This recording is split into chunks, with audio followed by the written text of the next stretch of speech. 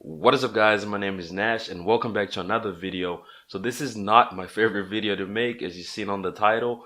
Ford went ahead and suspended its dividends, and Ford is one of my favorite dividend companies because it paid a high dividend. So they decided to go ahead and suspend their dividends. They had quarterly dividends where you'd get paid 15 cents per share, which would amount to 60 cents per year in dividends from owning one share of Ford.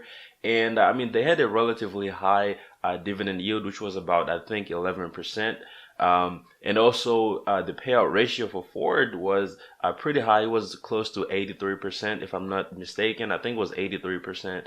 And I mean, this is kind of like on the side of risky when you have companies that are paying more than 50% of their profits as dividends. When things get tough, those companies are not going to be able to keep paying those dividends because, you know, it's a huge part of their profits that they're paying out. So I think with Ford, you know, Ford never had a lot of debt. So what they decided to do this past week, they went ahead and started taking on debt. They took a total of $15.4 billion in total.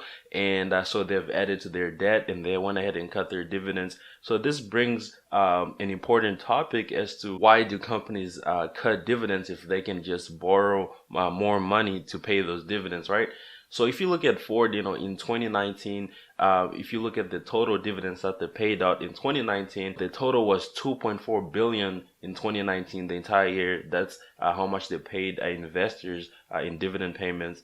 And I mean, these numbers really do add up at the end of the day. All right, so one of the reasons that companies do this is that if they're not paying dividends, then they are retaining more money, so they don't have to give out cash. So this allows them to save money, and they can use that money to create new products, or they can use that money to pay workers, or they can use that money to pay for, you know, just different things.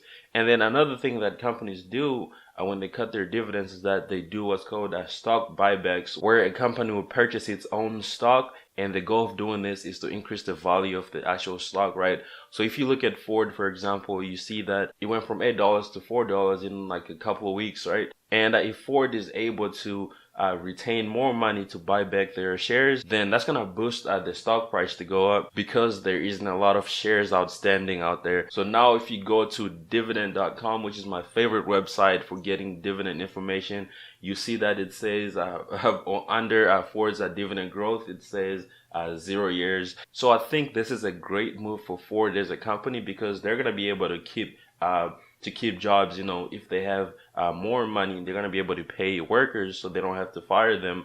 So I think that's a great move in terms of that. But looking on the other side of this, which is going to be dividend investors, it's not a great move at all. It's a bad move because, you know, I'm not going to be able to make that 60 cents per year.